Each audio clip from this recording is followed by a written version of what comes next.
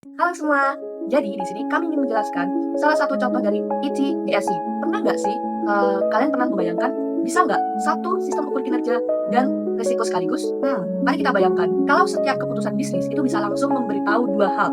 Yang pertama, seberapa bagus sih performamu dan seberapa besar risikonya. Kedengarannya futuristik ya, tapi itu bukan mimpi loh, itu nyata. Jadi di sini kami ingin menjelaskan salah satu jurnal yaitu mengenai Integrating the Balanced Scorecard and Enterprise Risk Management dari penulis Haber, Krauss, and Medel pada tahun 2025 dari jurnal Management Accounting Research Elsevier.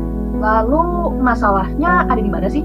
Oke, memasuki masalah. Kebanyakan di perusahaan besar, Balanced Scorecard atau BSC dan Enterprise Risk Management atau IRM itu berjalan dengan sendirinya.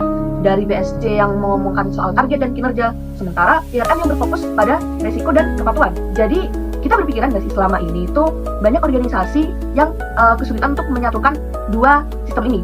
Akibatnya, pengambilan keputusan tuh sering terlambat karena data kinerja dan risiko itu nggak sinkron.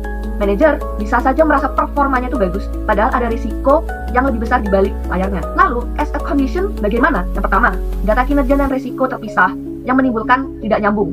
Yang kedua, manajer tuh sering melihat performanya tuh oke, tapi manajer tuh sendiri tidak sadar bahwa ada risiko besar di baliknya. Yang ketiga, laporan yang double dan rumit menimbulkan hasil yang tidak sinkron, sehingga keputusan strategis yang sering tidak seimbang.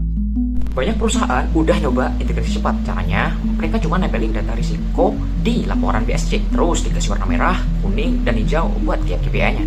Kelihatannya sih modern, tapi sebenarnya itu cuma tempelan. Risikonya nggak benar-benar nyatu sama strategi intinya. Tim risiko akhirnya bikin sistem sendiri, namanya STIR, singkatan dari Strategic and Integrated Risk. Bikinnya pakai Excel buat bikin peta risiko dan peluang, tapi lagi-lagi itu cuma solusi sementara. Jadi tetap aja dua sistem ini masih hidup di dunia yang berbeda atau jalan sendiri-sendiri gitu.